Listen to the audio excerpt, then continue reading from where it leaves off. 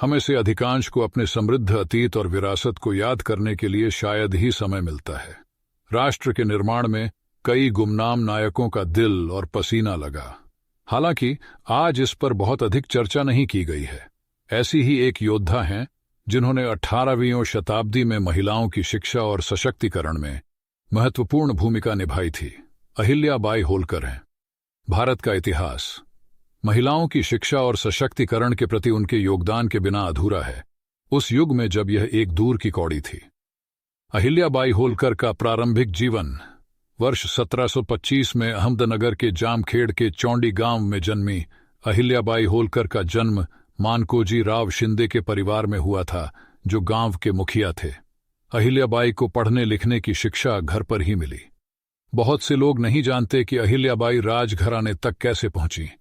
ये तब था जब मल्हार राव होलकर ने पुणे जाते समय 8 वर्षीय अहिल्या बाई को एक मंदिर में भूखे और गरीबों को खाना खिलाते हुए देखा।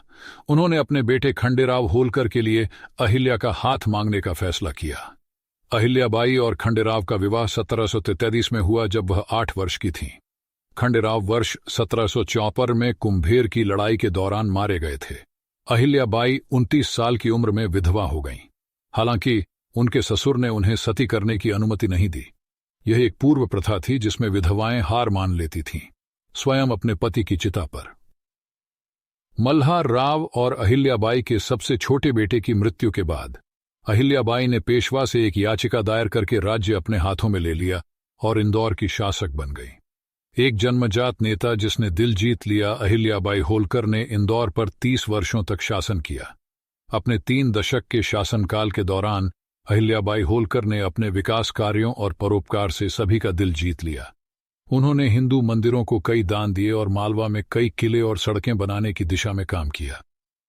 पूरे भारत में घाटों, मंदिरों, तालाबों, कुओं और विश्राम गृहों के निर्माण में भी उनका बड़ा योगदान था। अपने शासनकाल के दौरान अहिल्या बाई होलकर ने कई संघर्षों पर विजय प्राप्त की।